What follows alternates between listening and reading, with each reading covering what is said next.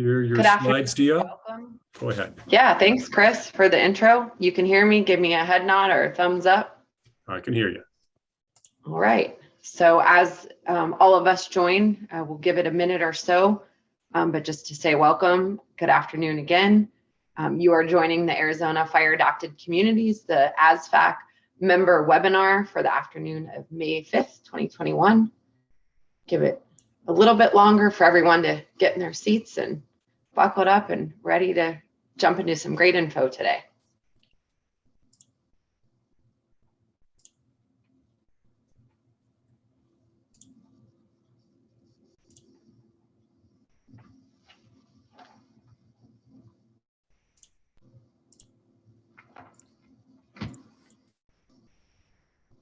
All right, looks like Chris is ready with the intro slide, so let's go ahead and get started. So again, welcome to the AZFAC, Arizona Fire Adapted Community member webinar for Cinco de Mayo. Thank you all for joining us, and we're glad to be here today. We have a lot of great info, so let's go ahead and jump right in. Dia, can we ask people to mute?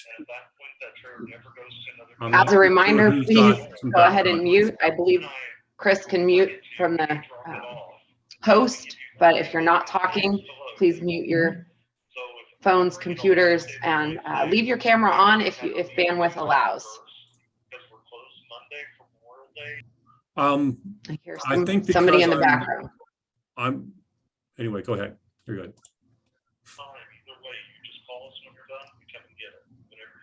Chris, are you able to mute in the background, or? I don't have, I'm on full screen and I can't see the. I'm working on it for you, Dia. Okay, thank you. Okay, thank you. All right, so we'll go ahead and get started. Who's here today? Fire practitioners and community leaders who are working on fire adaptation and fire resilience issues from across the state of Arizona and beyond. We have some out-of-state guests as well. Myself, I would like to take a moment to introduce. I'm Dia Funga. I work for Arizona Public Service, APS, the largest utility in Arizona, as part of their fire mitigation team. I've been a member of AZFAC steering committee member since 2017. And as we roll through today's presentation, you'll meet the other steering committee members. They'll introduce themselves and be presenting throughout the day, throughout this meeting this afternoon.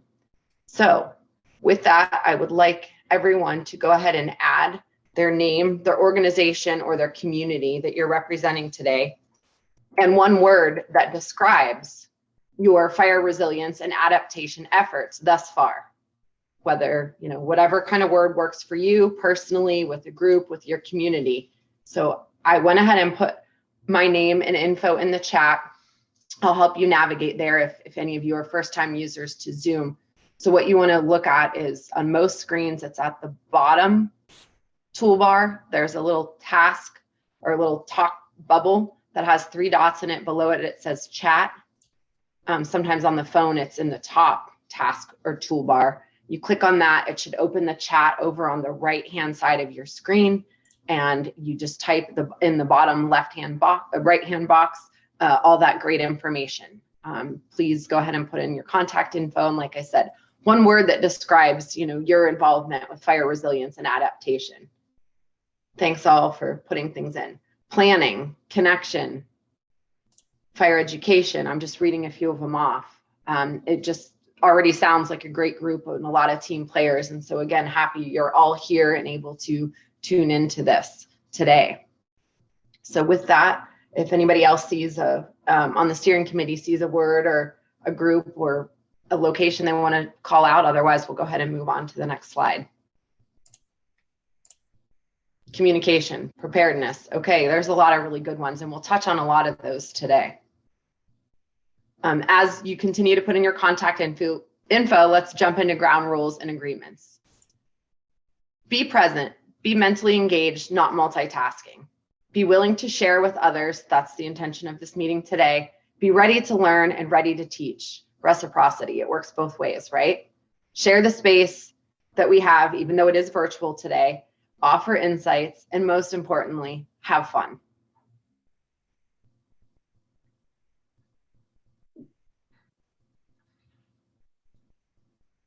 So here's why we're all here today.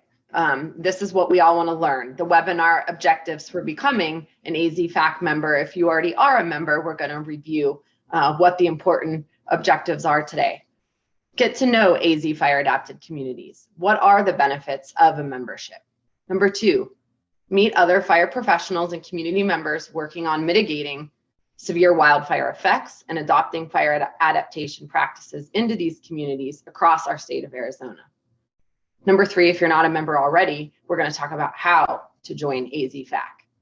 And then the last part is joining AZFAC's Podio space and how we communicate and collaborate with other practitioners and community leaders across the state and beyond. We'll talk about how that platform works to link us all together, not only within the state, but nationally.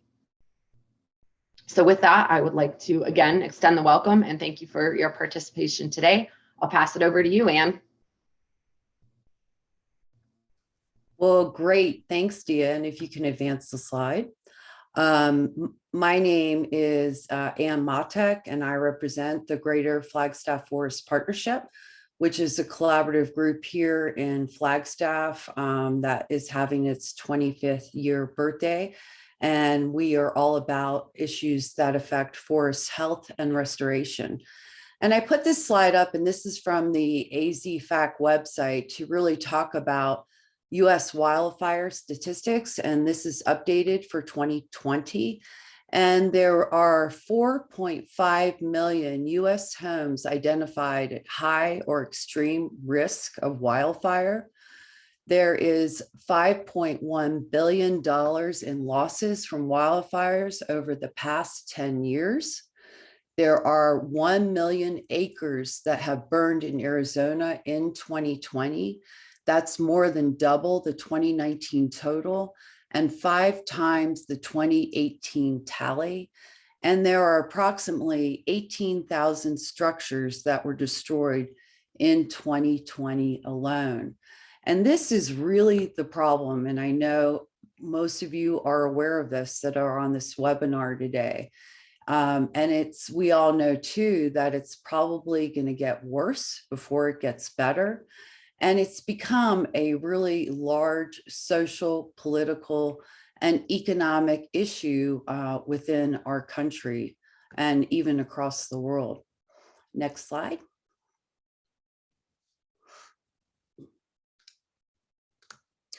So this is a Fire Adapted Communities graphic, and this was developed by the National Fire Adapted Communities Learning Network. We call it FAC Net. And you can see this, I pose this as a solution to create fire adapted communities. And you can see concentric wheels within this. And within the next layer of or concentric circle, you can see areas that we all can work on to create FACs. So for example, there's safety and evacuation. That is the category.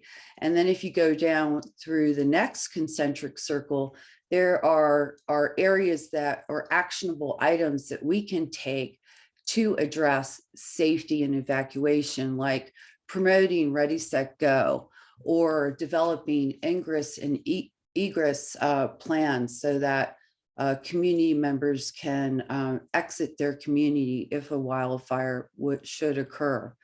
And just to note that developing a fire adapted community is not a one-size-fits-all approach. It really, and I think all of you probably know that, it really needs to be molded to your community.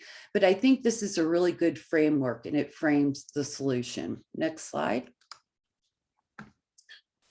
Now I want to talk a little bit about AZFAC's history. We initiated this back in November of 2016.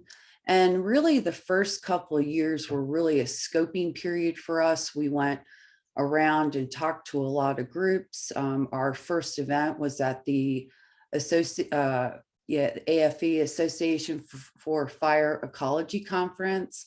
And we were really talking to people going, hey, is this a good idea?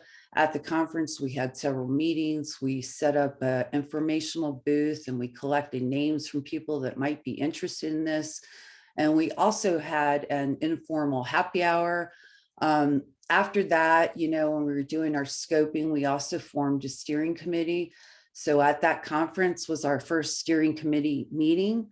We also had a network design workshop, and a national liaison from FAC Net traveled to Flagstaff to help us conceptualize the design of this network.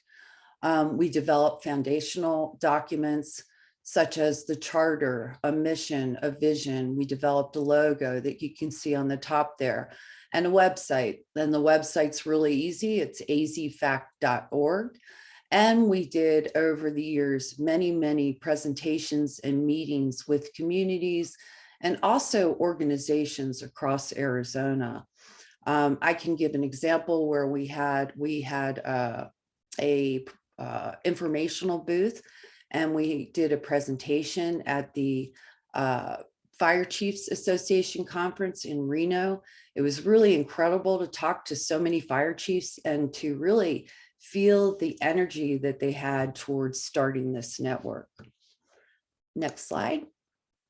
Now I want to just tell you a little bit about the steering committee. You're going to meet them in the breakout groups.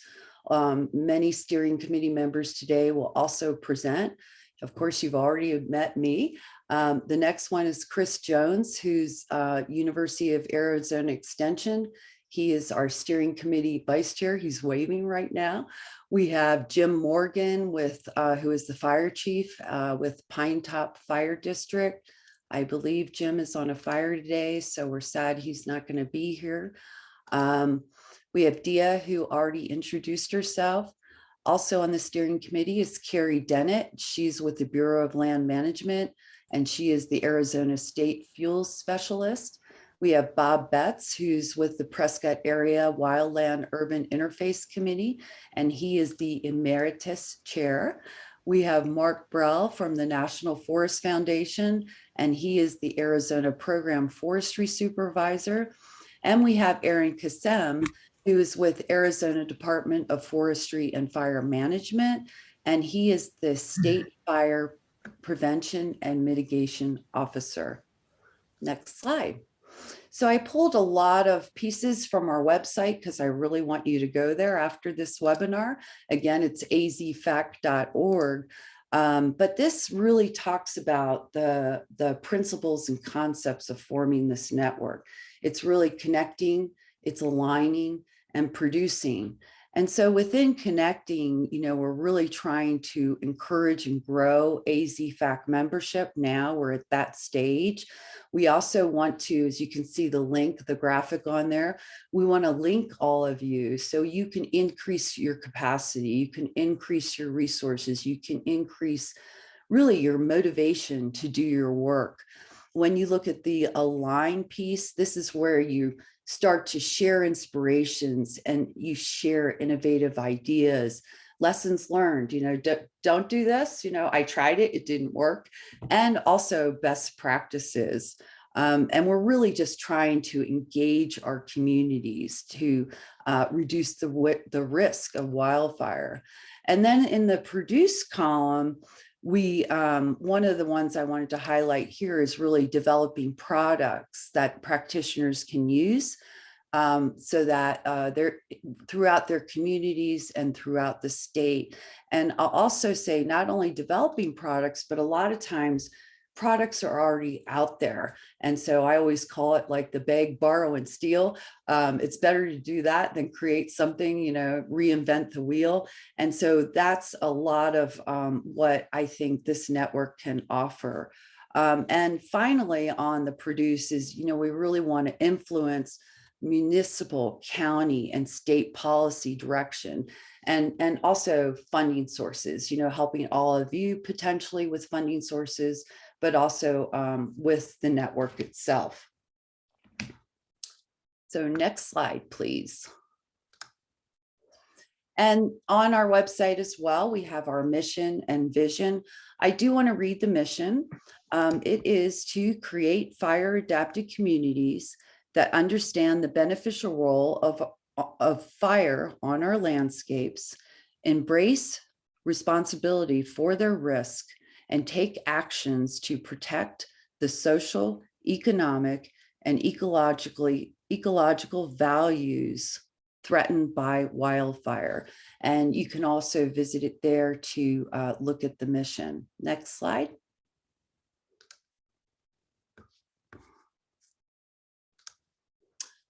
And also I wanted to mention that AZFAC is part of a family of state networks.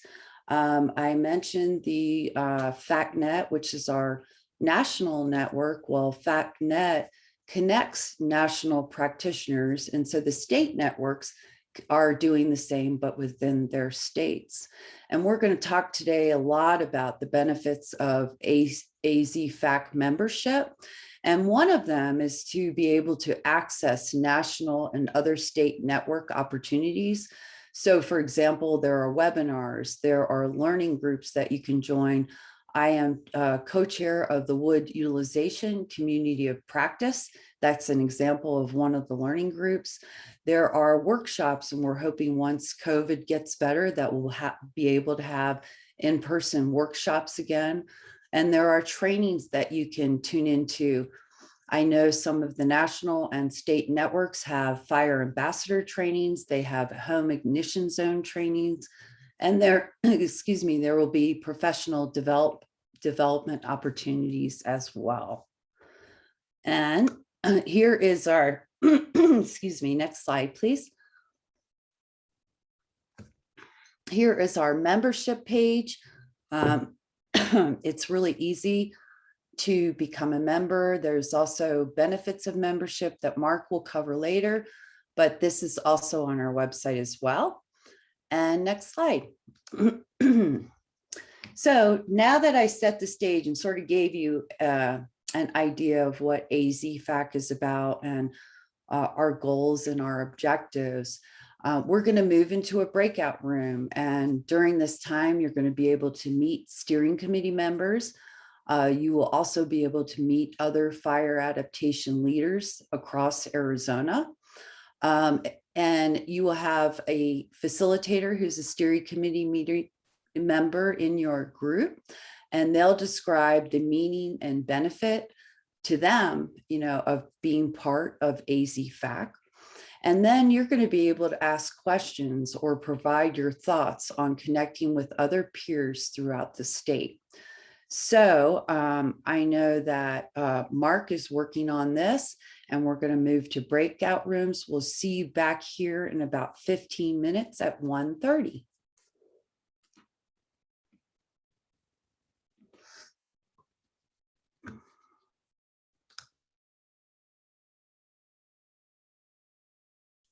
Mark, which of those do you want me to join?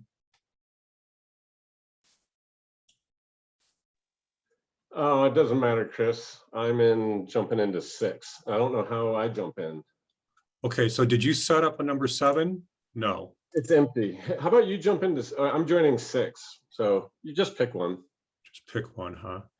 Yeah, they're all kind of well set up here. Tried to mix them. All right, I'm jumping in. Okay, bye.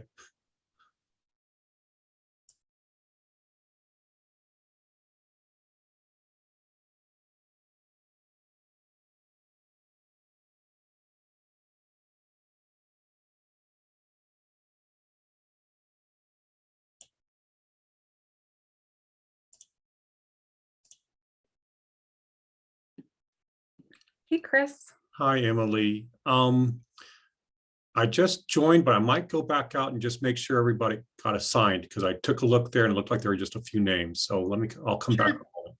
Okay, I'll get us started with introductions. Okay, great.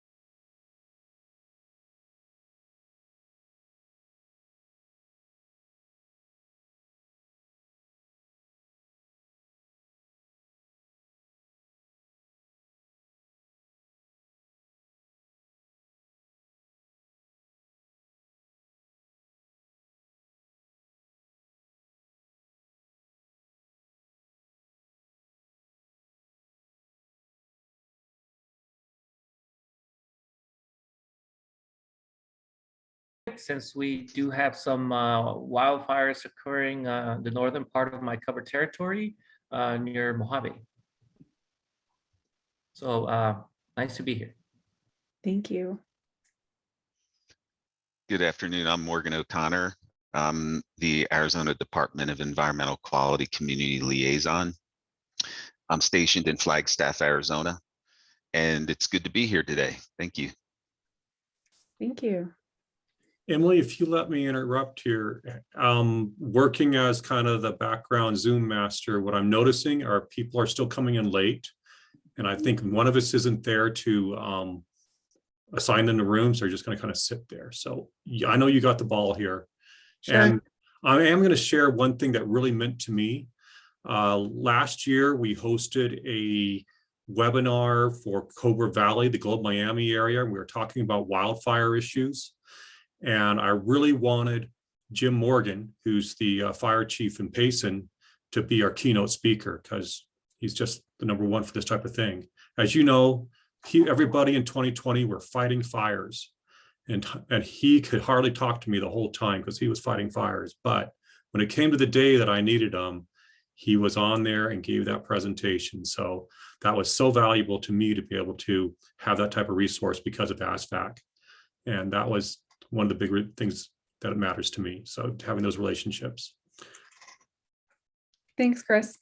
Okay, see everybody. Okay, well, let's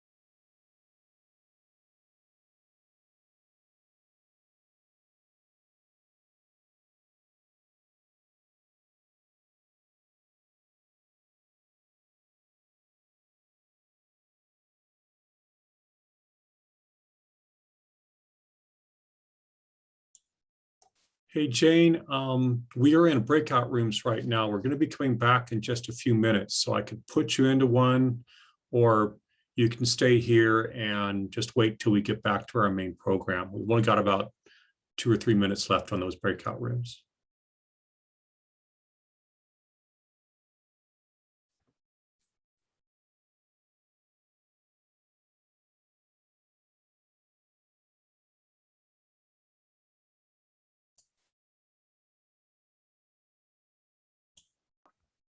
Okay, I'll just wait. Yeah, I think it's best if we still had a few minutes, otherwise you're just getting in at the tail end, so. Yeah.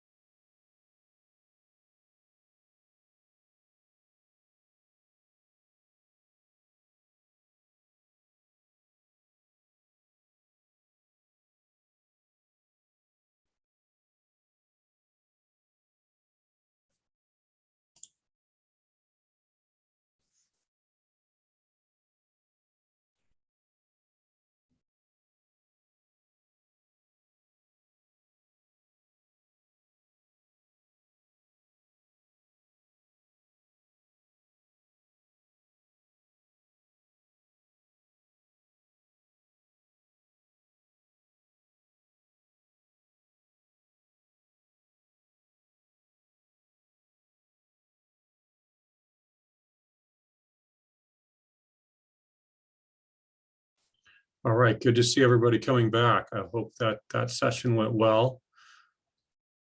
And here shortly, we'll be coming back with introduction to our keynote speaker with Katrina Jenkins.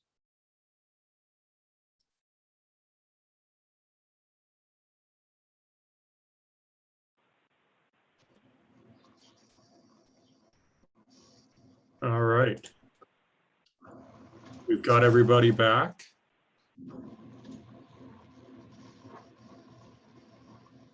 And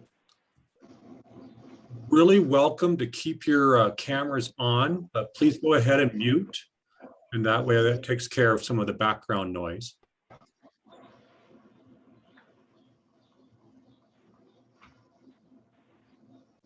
Thank you for that, Chris. I'll go ahead and introduce Katrina if you give me the thumbs up that we have all of our groups back. I believe everybody's back. Do you need the screen or you're just going to introduce her here? I can just introduce Chris, lovely Katrina. oh, sorry, Dia. Chris, can you Go ahead, Ann. Can you put up the screen, because there is a slide for this introduction.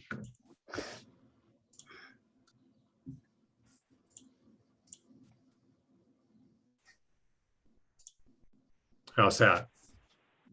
Perfect. All right, with that, we'll reintroduce the lovely Katrina Jenkins. She's the Navajo County Emergency Manager. And prior to this position, she served as a public safety law enforcement dispatcher. So she not only has the boots on the ground experience as an emergency provider, but is also able to apply and integrate that knowledge into her current role as an emergency manager. She has interacted with many of us on the AZFAC steering committee in different aspects of wildfire prevention and mitigation in Arizona, and along with some of you on the call and webinar today. So if we could please welcome our partner, colleague, and friend. Take it away, Kat. Thank you, Ms. Dia. I appreciate the kind words. Dia is one of my favorite people to work with. And like she said, it's been a sheer joy to work with so many of you, and thank you for having me. I'm totally touched and honored to be here today. Okay, so with that, we'll just get right into it. Are you ready, Chris? Yeah. Are you using the same slides? I think my slides got incorporated into the deck. I'm so sorry about that. That's okay. That look correct? Yes, that is All correct. right, great. Okay. So I feel very fortunate. We do things a bit different in Northeast Arizona than a lot of our friends around the state. I inherited such a phenomenal program that it was almost seamless for me to come in and just hit the ground running. So I'm going to give you a little bit of our perspective from the emergency management side. So when I say EM, for those of you that don't know what that is, that's emergency management. So next slide, please. First, a little bit about me. I was actually born in Wyoming, and blessedly, my parents made the fabulous decision to move to Arizona because they didn't want to deal with the winters anymore. Yay. I still have family back there, and the look of 6 feet of snow and 70-mile-an-hour winds, 100 degrees below zero. And yes, I'm exaggerating only slightly, but no thanks. Not for this Arizona girl. I am an Arizona girl at heart. I went to NAU, and I've lived almost all of these years, 50 some years in Arizona, with a few exceptions when I was managing motels. My husband is also a lifelong Arizona native, and so we love it. We love our small town life, and couldn't be happier here because it's Arizona's got a little bit of everything. So if you can see the map, and for anyone that's not familiar with Navajo County, we're one of the 2 long counties up in the northeast corner of our state. And if I start talking really fast, somebody raise your hand and tell me to slow down. I get nervous and I talk really fast. So anyway, with that, I'll go on into the next slide. Okay, what do we do? So emergency management, just to give you a little bit of background, I like to compare us in a couple of different ways. First, we're the local version of what FEMA does on a national scale. We're the resource gatherers. We're the hunter. In the hunter-gatherer world, we're the gatherers. We gather all the resources and information and get it out to the right folks that might need it either during a response or even on the day-to-day. We are extremely fortunate that we get to work with a wide variety of folks.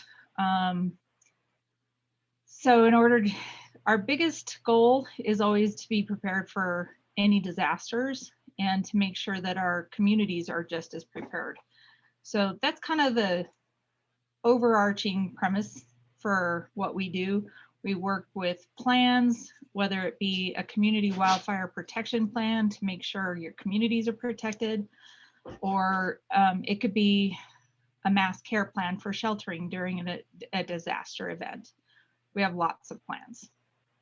We exercise those plans. We do trainings so that our partners understand what the plan is if and when the time comes that they need to be put into action.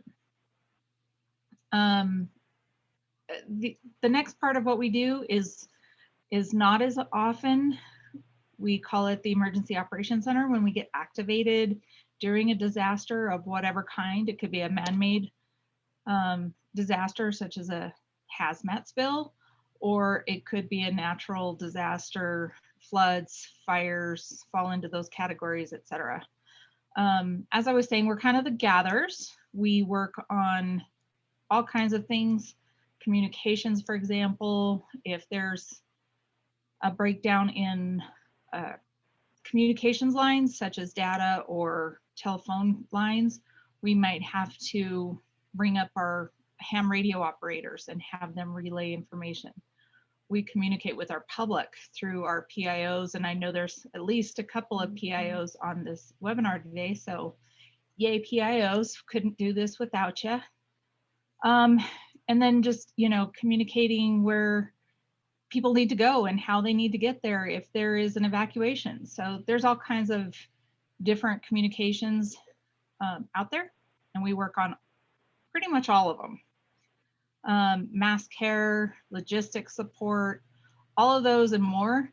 We do that with our partners. They're either in the field or in the room with us. We have what we call liaisons, and they're relaying information back and forth and making those requests, and we're pushing it out as the case may be. And finally, after that incident is over, we do the after action. We kind of coordinate what we learned, what did go well, because sometimes we do our job pretty well. Sometimes there's things that we need to do better next time, and we take those lessons that we learned and we apply them to the plans, the trainings, and the exercise, and then the cycle kind of starts all over again. So if you'll go ahead to the next slide. All right, so what we do, it takes a village. I like to say that a lot. Our friends and my friend in DEMA, Dustin Kirk is here. He's the Northeast region, or Northern region, I should say, not just East, because, you know, I share him with the West side of the state too. He's familiar with what we call the community tree, the whole community. It does take a village. We could not do this without our state partners, the tribes, our local cities, towns, AZFAC, you know, the HOAs are our partners. We have volunteers. All of these entities come together in times of need and do what they do best and get our communities through the issues. We're planning year round. We work on at least a half a dozen plans at any given time, whether it's our community wildfire protection plans that need to be reviewed and updated, probably about every 5 years. We do our emergency operations plan on a yearly. You know, there's the hazard mitigation plan, and that's a whole county, all of the jurisdictions within my county participate in that one. It's not just me and a secret bunch of people behind the closet. That one's everybody. And then we publicly review that. So if you ever see that and someone asks you for your input or for you to review a plan, we appreciate feedback and input, because sometimes my eyes glaze over from all of the plans that we're reading. Because when you've seen something so much, you don't always see the mistakes that you might have missed. So by all means, we love input. Be gentle. That's all I ask. But yeah, if someone asks for input on a plan, by all means, I encourage you to participate in that activity. You'll learn a lot. And then last but not least, the education. I learn something probably every single time I go out and do outreach in my community or do a presentation in my community, as much as I teach someone stuff. So I am always learning as I teach. And I hope that continues to happen for the next foreseeable future, however long I'm fortunate enough to be here. We do utilize grants quite often. I probably manage in the neighborhood of around 8 different grants right now, ranging from a few $100s to several thousand. So it's a lot of fun because they're all different agencies, and again, I've learned a lot about that kind of stuff. So, And then I get to share information with elected officials, our city and town managers, that kind of thing. So I love my job. I get to talk a lot. Next slide, please. And as you can imagine, with this world, communication is essential. It is the first and last thing that always breaks down. Everyone will tell you in an incident, it's the first thing that fails, and it's the most critical piece. We try to fix it and come up with plans for it, and we're still working on it, and we will be working on it until forever. It just will never be done. But in my immediate, we do a couple unique things that I wanted to share. We have a pre and post season meeting to kick off fire season. I know it's not really a season, it's year round, but when it starts getting really critical, like right now, we have a kickoff meeting with all of our partners throughout the region, and we share this with Apache County. And then we end the season with another meeting. So, and then during that whole season, we have weekly phone calls and updates. Then I pass out information to even more community partners once we've had those meetings so that they get the update on what we talked about, and give them an opportunity for input. And, you know, we also update our communities through multiple methods. We have social media. We have very robust social media presence. And then we also have a website and phone line system called 311 that we utilize for updates on emergencies and critical incidents. So we also partner with radio stations and print. We have a couple of newspapers, and we hope that, you know, that continues and never stops. So with that, next slide, if you would. All right, here's my favorite part where I get to get up on a soapbox. Because it's not all up to me. I'm only one person. I'm fortunate enough to have some staff, and there's still so much that it can't just be us. It actually really relies on all of you and our partners. So I always tell people, make sure you plan. Talk to your family about those plans so that they understand, and bring those kids in. They get scared if they don't know what's going on, more so than they do when they're hearing what's from you, that yeah, there's something going on, but we're going to be okay because we planned for this, we're ready, and we're going to do what they tell us to do when we need to do it. And then encourage your community leaders to get engaged. I feel like I'm fortunate. I have several board of supervisors members that are directly working in different groups, such as the Natural Resources Working Group. When it comes to forestry, that's a big component up here. Eco and the just the forefry. There's a lot of different areas that my supervisors are directly working to benefit the forest, our communities. They live here, they work here. They have, that's being a board of supervisor is not their only job. They have businesses and jobs in these communities. They grew up here. So they're just as tied, if not more so, than a lot of us are. So they're very invested, but even more people could pitch in. I feel like it's such an important issue to be fire adapted, and what that means, you know, to some of our smaller communities, and stop living in that fear zone and start understanding what fire means to them. Could be a big help if that message is coming from our supervisors. And I just lost my computer. Can you guys still hear me?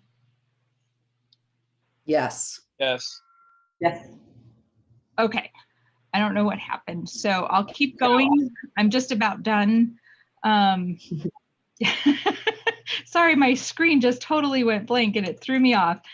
So at that, I guess at the end of the day, I just really encourage everyone to take on a leadership role if you can in your community, or encourage your elected officials to get on board with this program. This is critical for a lot of different areas. So That's all I really have. I went over a little bit, did I? You did great. Thank you so much, Katrina. That's perfect. Yeah. We- If you're good for me to go ahead and take over, and you can help to facilitate the question and answer with Katrina. So just a quick reminder or quick tutorial. If you're not familiar, you can raise your hand in your name in the Zoom function. You can type the question in the chat and I can read it, or you can type your name or just say you have a question, we can call on you. So please don't be shy, ask away. Katrina will answer any and all questions, and if not, she'll find the answer out for you. I can assure you of that. I will. I definitely will. I am an open book. If I don't know the answer, I will tell you. Hopefully by now I know most of it. So bring it on. Let's talk. Don't be shy. Chris Jones, if you can help me see if anybody has their hand raised. I don't have the full view either. I do not see any hands up yet. Barb, I see Barb raising her hand. Katrina, I'm wondering if you have worked with your public affairs folks or anyone else within your department to help your community know which neighborhoods they're in. Last year during the year, I guess 2 years ago now, the museum fire in Flagstaff, we had evacuations, and it turned out that people didn't know what neighborhood they were in. When they would say X neighborhood is in ready stage, X neighborhood is in go stage, whatever, people didn't know what their neighborhood was, and so they didn't know what to do. You know, that's a good point. And I would like to tell you 100% yes, it's a work in progress because we did see that. I'm fortunate enough to be close enough to Coconino County Emergency Management folks and my other partners across the state that we share those kinds of after actions, what we call a lesson learned, and try to work on those in our plans. So it is part of what we're working on. It's still in its infancy. So I'd like to say that it's not perfected yet in my world, but we do have some hope that I like to look at in a different way. We use our alert system as Coconino County did, and our folks are pretty used to that now. So I feel like we would be okay. It wouldn't be perfect because, again, communication, like I said earlier, is one of those first things that breaks down every time. But it is something that we're working on to have folks identify where they live. Thanks for that. That's a good question. And I saw Sam Beckett's hand go up. Mhm. Hi, Hey, Sam. Kat, how you doing? How's it going? Good. How are you? I'm good. Sam's I'm one of good. my buddies from Coconino County, guys. Yeah. If we can't find an answer, we just go to Kat. And if she can't find an answer, we are in big trouble. So No, that's when we go back to Dima and we talk to Dustin. yeah, we blame it on Dustin. We asked Dustin. But, no, so I wanted to chime in on that conversation about the community neighborhood namings. We ran into that 2 years ago with an event close to Flagstaff, Arizona, where we had a fire. And what we found was there was community members who had been there for 35 years, and that community was one name then. We had communities that moved in a year ago, and it's a completely different name now. So we've actually been working with our sheriff's department since then. So what we did was we had to basically pick a uniform process to go with. Everybody had something different. The sheriff's department is going to be the person who's going to make that evacuation calls. So we decided, look, this is what we're going to do. And we're literally in the middle of this. Our public affairs director and our, it's not PIO, but she's our senior communications manager. We're setting up a meeting here in the next 2 weeks to actually review that and go over those community names. And we're going to work on a plan to get that out to the community so they understand. But it's been a process. Like I said, that fire was 2 years ago, and we are just at the point where we can start having the conversations of how we get that information out to the public. It's not something that gets fixed overnight, and there's some people that are never going to get that piece of mail. They're never going to get that communication that it was changed. So all you can do is hope for the best. But yeah, don't worry. I think everyone has that same exact problem. But we're currently working on it. And if you ever have any questions, Kat, or you ever want to sit in on our meeting just to see what we're trying to do, I'd love to have you. Love to. And yeah, I could not agree more. It's something that, like I said, I talked to the emergency manager at the time was Todd Whitney, and Todd shared that with me. And I was like, wow, that's something that we had not considered. So we've been working on that slowly but surely. And like, I can't agree with Sam more. A lot of these processes that you would think are easy for us actually have a lot of moving pieces and parts. So it takes a lot longer than one would expect to get pushed through, and we have to make sure we do it right. So I think we're all so passionate that's what takes a little bit extra time. Thanks, Sam.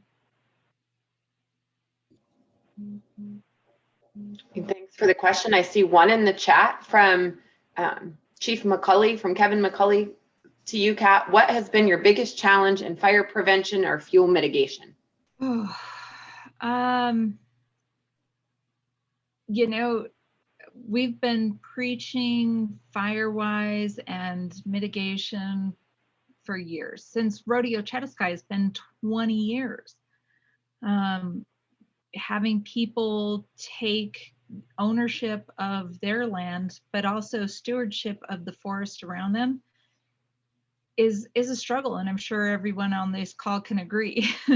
I think that's probably the biggest challenge is understanding that it's up to everyone, and we've got to stop pointing fingers and saying it's the visitors coming up from the valley, or it's the locals, they're not doing what they're supposed to do. And we all have to stop pointing that finger at someone else and evaluate what or they have or have not done to help make their own community safer and get prepared. There are opportunities out there, like I said, with the grants, the fuel thinning grants that people could take advantage of. But it's not always necessary. Doing that home self-assessment is so easy and it's free. You could do it yourself. You don't have to pay anything. Whereas grants are either 10% or 50% match. So just getting people to understand that there's simple steps that they could do right now, I think is probably the biggest challenge in taking that ownership for our doing it and not waiting for, I recently saw a comment on our Facebook page. The government used to come in and help us with this. And I'm like, why do you have to wait for the government? Why do you need to wait for me or Aaron or, the fire department to come in and help you? Here are the tools, and you are, welcome to use any and all of them. They're free. So I think that's probably the biggest challenge that I've seen in that area. That is a big challenge and some great recommendations. So if anyone has any last questions or comments for Katrina, I'll give it a chance. I think Chris, this is a good time for us to shift to our next speaker. Yes. Okay. But that was such an Perfect. excellent answer. It was just like a great place to finish out. It's like, why do you have to wait for the government? Don't wait. And with that, Mark, we'll let you go ahead and talk about becoming a member. Take it away, and Katrina. Yeah, well, thank you, Katrina, and thank you, Dia. Good afternoon, everybody. And yeah, I'm seeing a common theme about everyone having a role here. And one of the things I was asked to talk about is kind of the benefits of membership and signing up. And, I'm not going to go through all that, but real quick, just to think about, when you get this group of diverse people with all the background and experience and expertise that's represented in just this, one webinar we have right now, just think about all the inspiration and innovation and creativity that we can put together to address our, problems together. So that is what the benefit of FAC is to me. It's having all these diverse partners together working towards one goal. And Kat was kind of mentioning, you know, that she said if she doesn't know something, she can find the answer. And I think that's what I see FAC doing is we're not all experts in every field that it takes to complex or to address this complex problem. But working together and being tied into the fire adapted network, we can find those answers. We can find the people that can help us. We can find the people that have done it before, that can provide those lessons learned, can help us avoid the pitfalls, and can be there to support us along our way. And then it's our duty to share. So that is one of the things that I really value out of the Fire Adapted Communities Network. And you know, I've been involved with FAC for a number of years, and you know, past positions, I was more in education and outreach oftentimes. And in the last couple of years, I've been working more in the forest restoration world, like I always thought I would be as a forester, kind of out in the woods more. And I think FAC kind of fell off my mind a little bit, maybe in the last year, but man, I got chills right now. This is the warmest day of the year in Flagstaff, but I got chills with all of you here and seeing this motivation and this groundswell grow here. And, you know, really looking forward to working with you all and getting to know everybody more and helping build this network. And it takes us all working together, being involved and supporting each other and sharing to really make this successful. So I just want to thank everybody for being a part of this today and encourage you to share this with everybody you know who might benefit from it. And, you know, please be part of it and actively engage. And we promise to do the same. And then I swear you'll find your own benefits. I can tell you what they are, but I encourage you to come find it yourself. So thank you guys. And with that, I think we're going to move into the next breakout session here, session number 2. We have mixed up the rooms a little bit and we have 15 minutes. We have about 8 or 9 people per room. So let's keep some of our comments brief so we can allow everybody opportunity.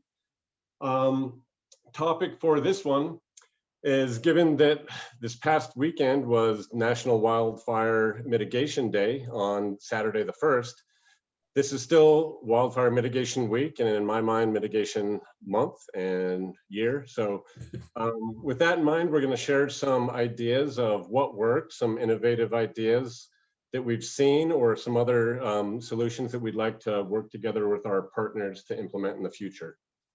So I'm going to hit the button for the breakout rooms. We'll have 15 minutes, and then we'll all join back here together. Good work, Tar.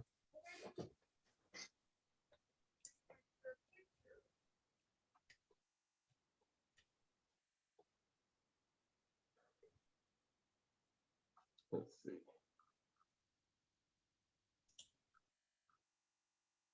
Am I in your room, Chris? We've got a handful of people that came on later aren't assigned yet. Okay. So either you can jump on them or I can take care of them. I can't now. Oh, wait, there they are. Okay, I got them. Okay. All right. And I'll just look for one of these that looks kind of short. They're all pretty well distributed. Okay. I'm jumping into 3. Okay. All right. See ya.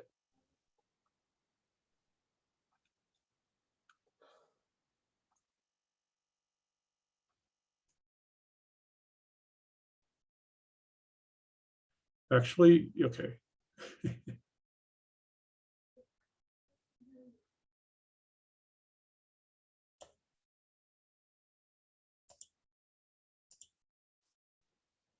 Hi, everyone.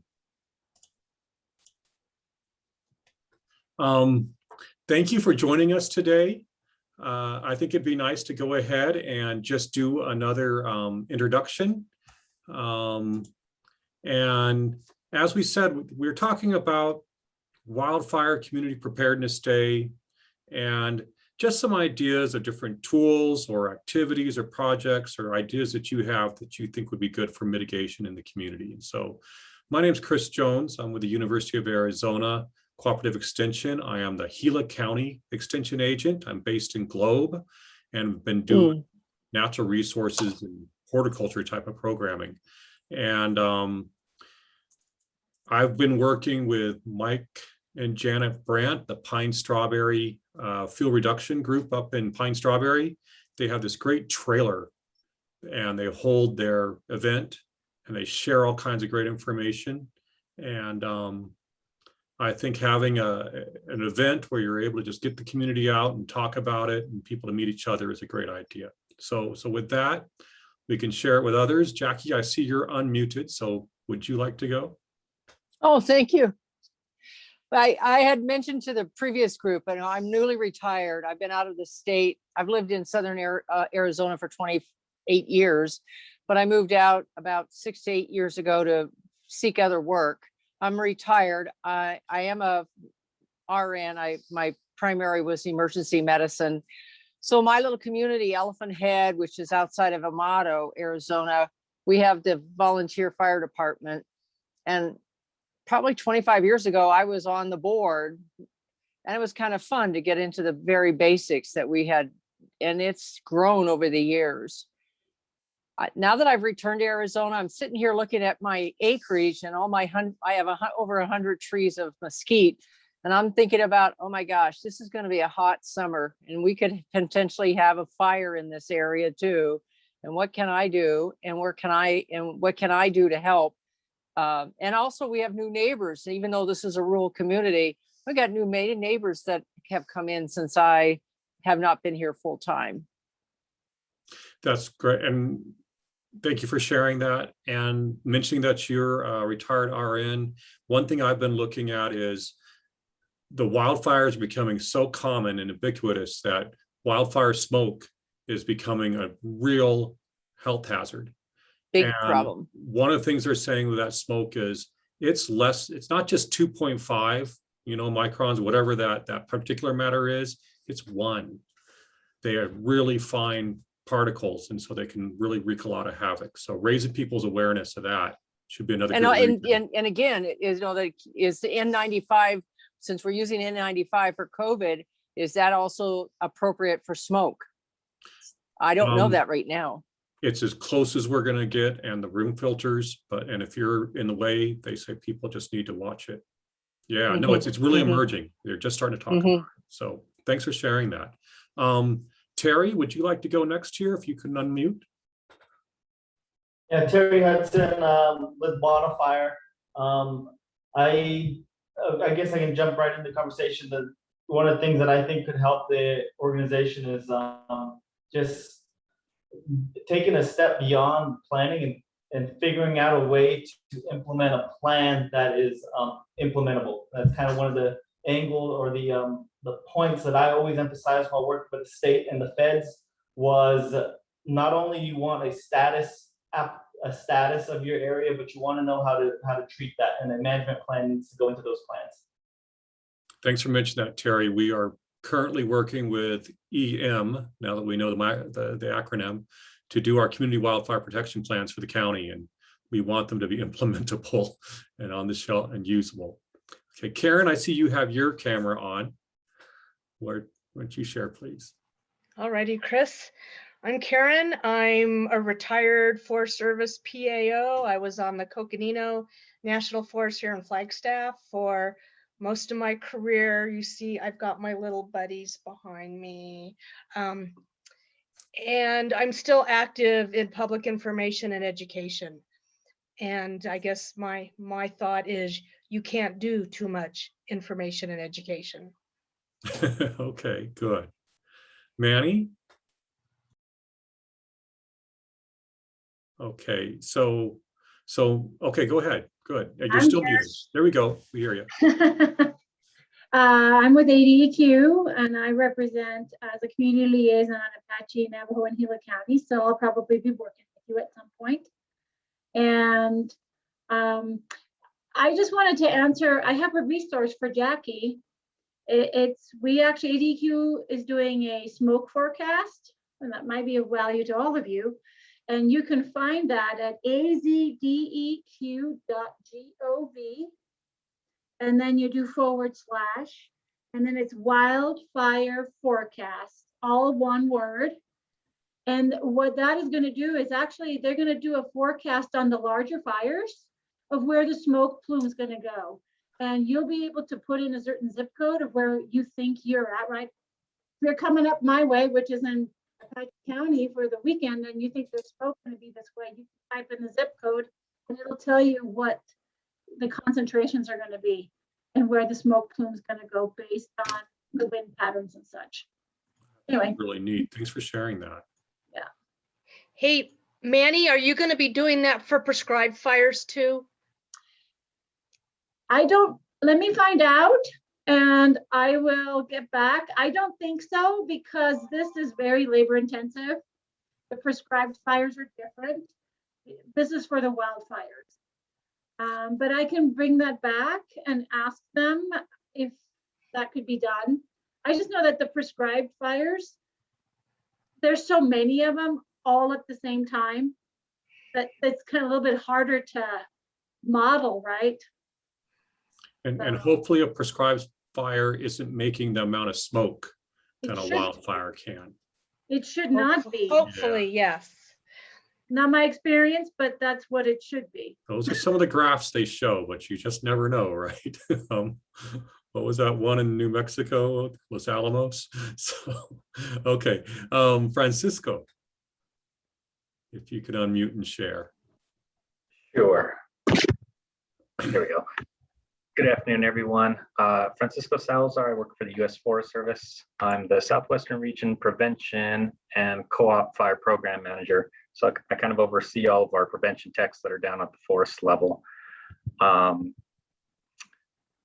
My big focus, I'm fairly new to this position. I've been here a year. And since I got here, my main focus is making sure that all of our prevention folks have the adequate training in fire prevention.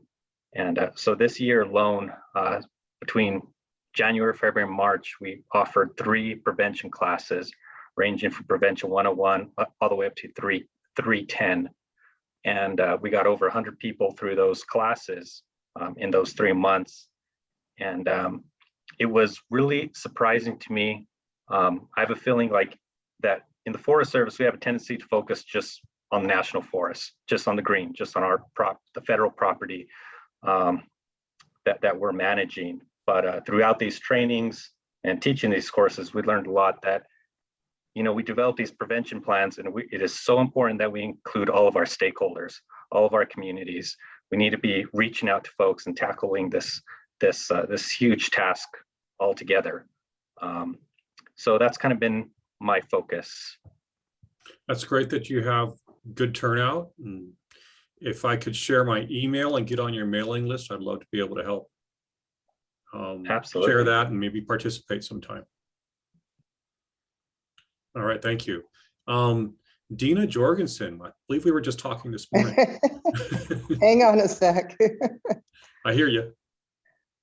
Okay, hi. Yeah, it's good to see Chris and you all. I am just a very concerned resident.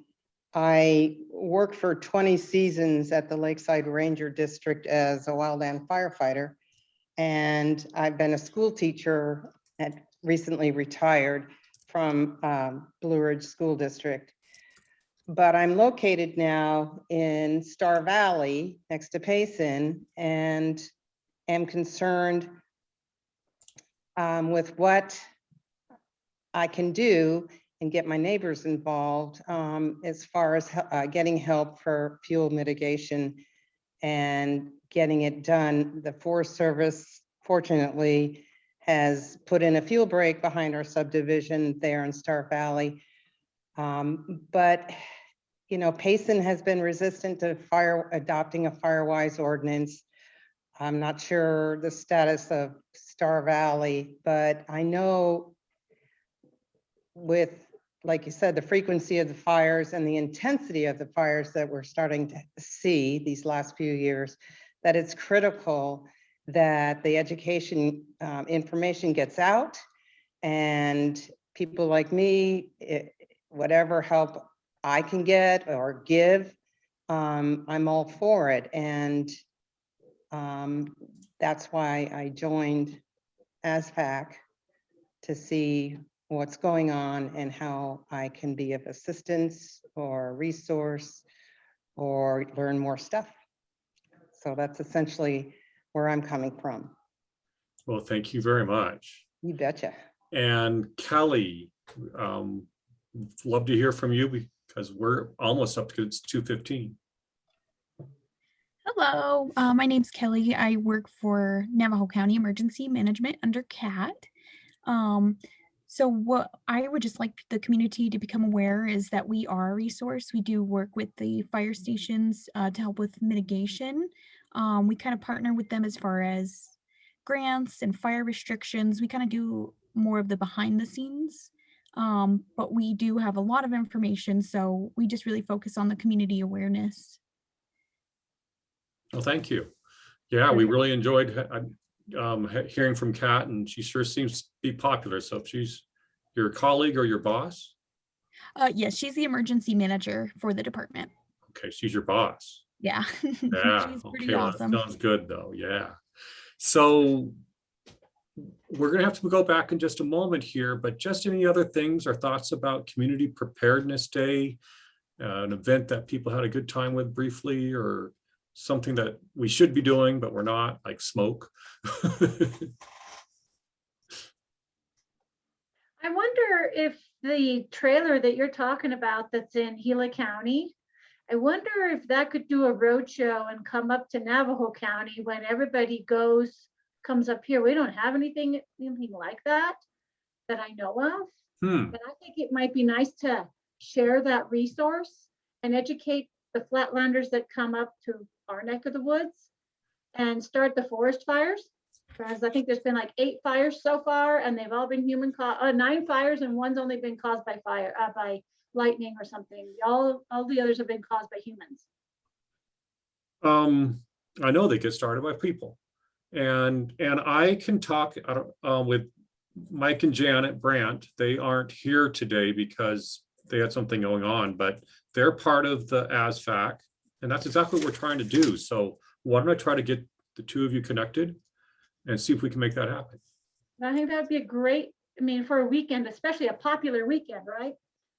And, yeah, well, they're doing it too, but yeah, if your community sees how that's a useful thing, then they might want to invest in it as well. Exactly. And I think it's my job to get everybody back to their rooms. So I'm going to hit the closed rooms now. I think it's going to give us 60 seconds. So we got a few minutes before we head back. Yeah, all right. Everybody popping back over here. This is great.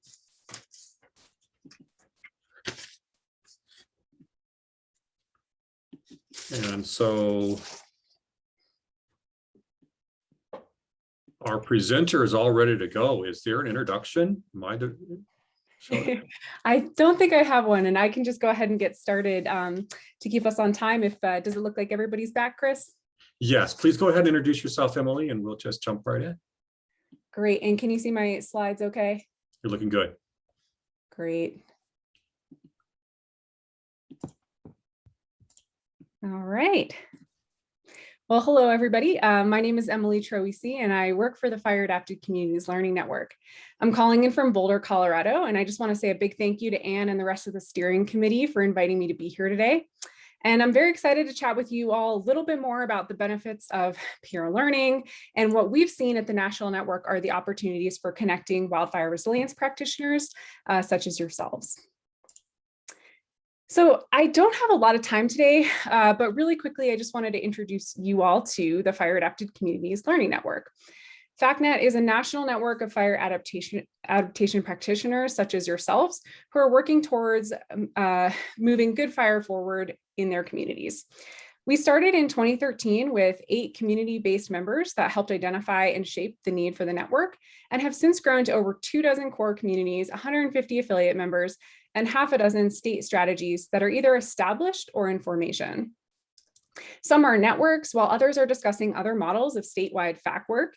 And while we help advise or support statewide work, besides California, we don't really operate or run them. Our focus really is on the national network. So Anne, who you all met today, participates in the national network with other folks who are interested in moving FAC forward at a state level. So that's a bit how we all fit together. When people think of networks, they often think of social networks or networking like at conferences, but FAC Net is an intentional network designed to be responsive to the practitioner needs. Networks are particularly well suited to adaptive problems like our wildfire problem because they are responsive, adaptable, and are designed to evolve. FAC Net is a collaborative partnership among the Watershed Center, the Nature Conservancy, and our network members, and we're supported by the USDA Forest Service and the Department of the Interior.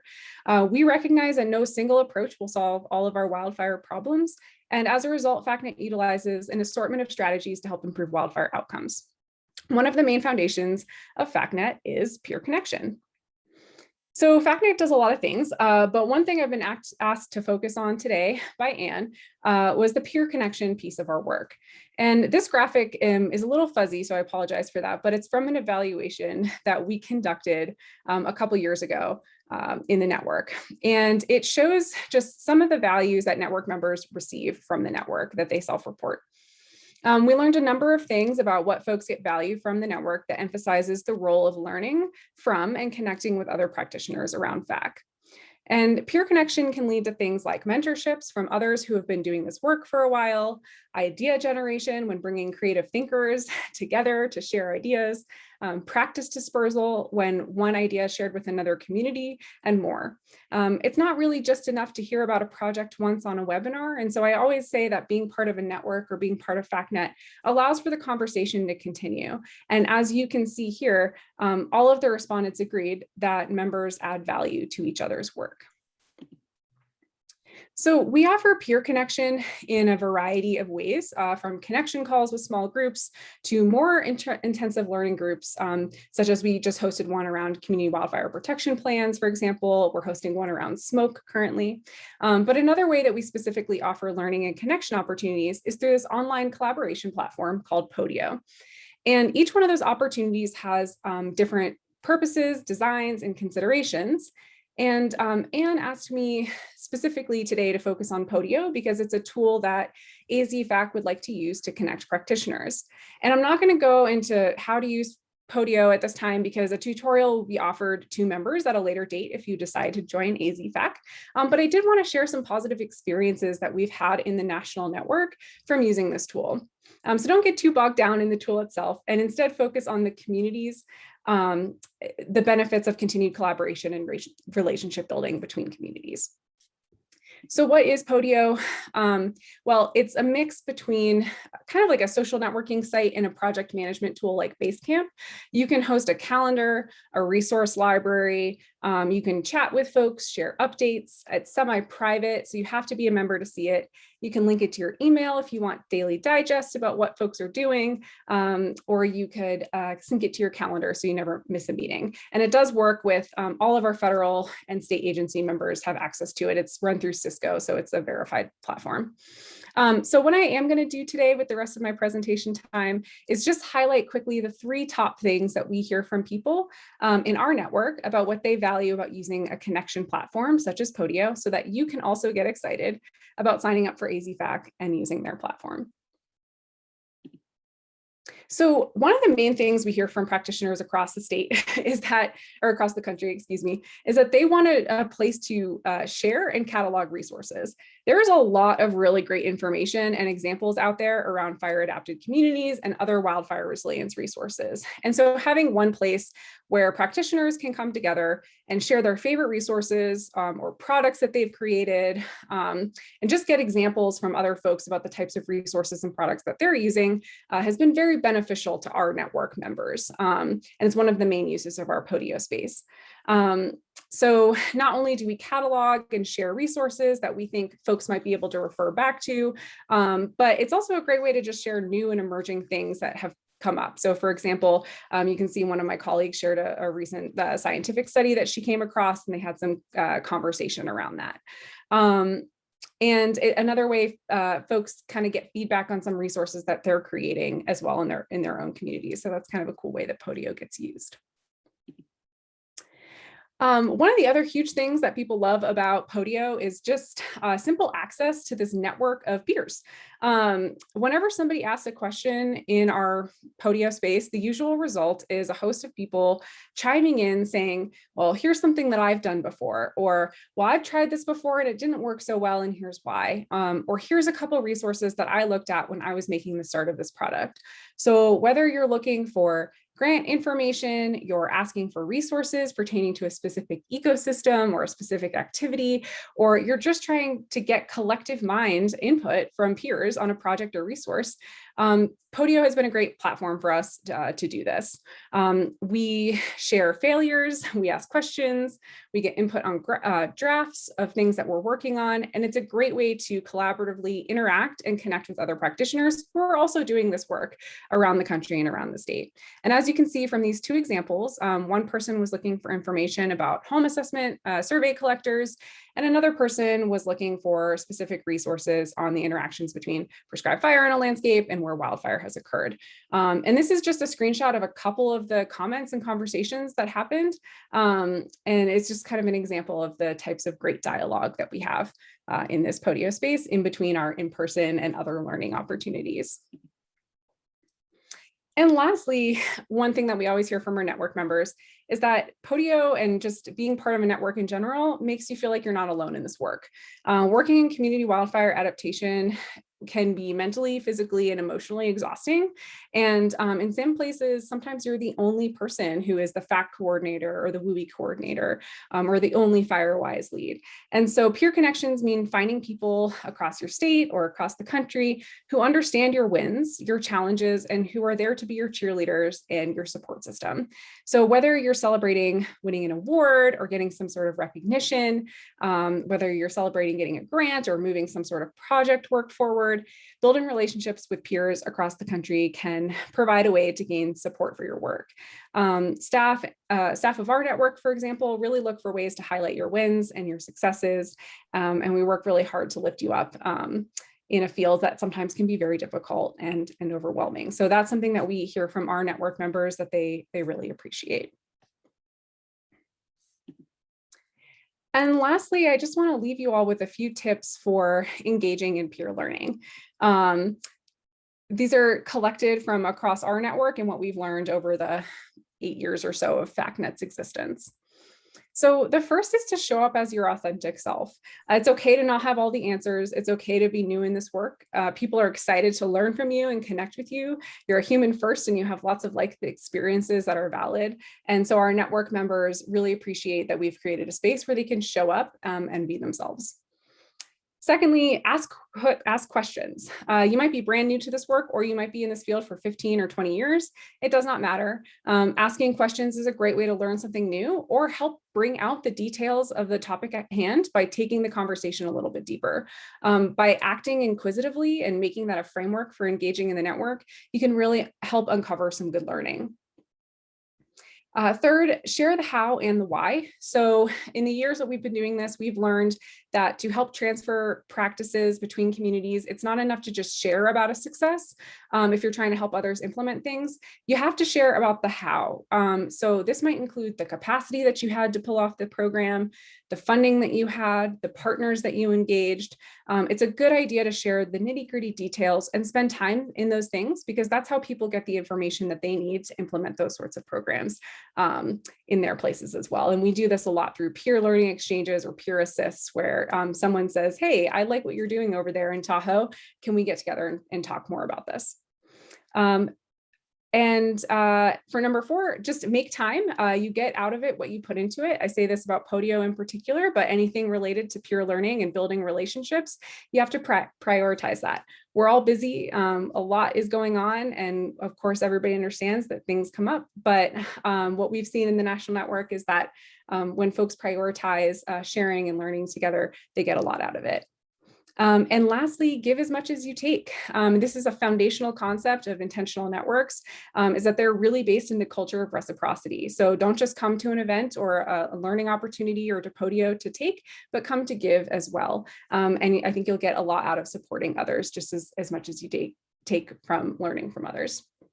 And that's all I have for my 10 minutes today, but I will drop my email and the link to FAC Net's website. And I will be the person to help Anne with any Podio tutorial in the future. So I hope to see you all again soon. Thanks for letting me be here today.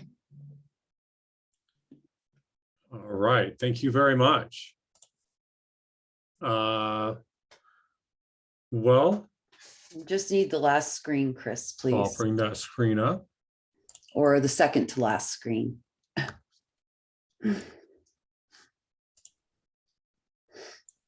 Golly, I think we needed a bionic ear for Emily.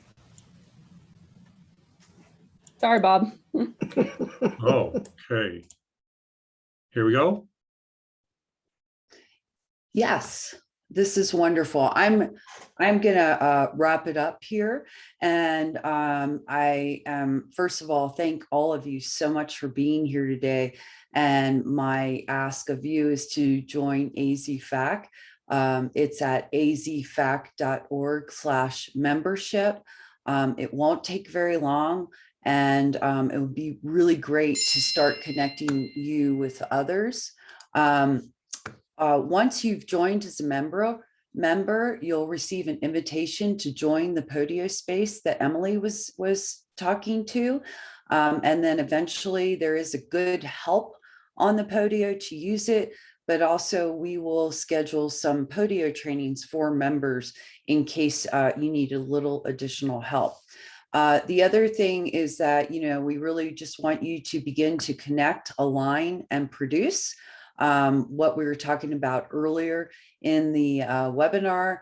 And we ask you, once you've joined Podio, if you can commit to using it at least once per month. I know our steering committee members are going to start using it, so we're really excited to start to share information. Also asking that you spread the word, tell others who would benefit from being part of this network. That's how if we hand in hand, word of mouth is the greatest way to share. And I just want to highlight this photo on the right. There are some AZFAC steering committee members when we met with the Western Extension Foresters in Payson. That's a photo there. And I think I have about 1 minute, but are there any other burning questions or comments or something that we forgot from any of the steering committee members or participants?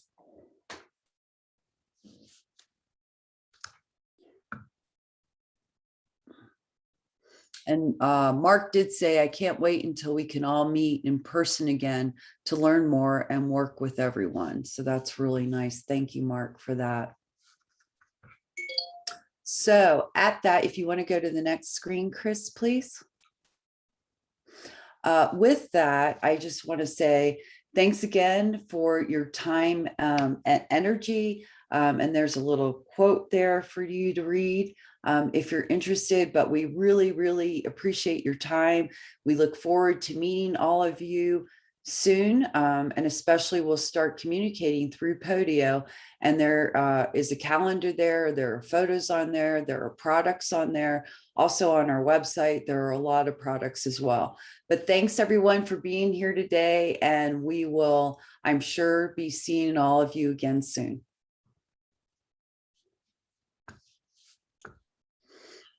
Thank you very much, Anne. Good work. If this is the end, I'm going to stop the recording.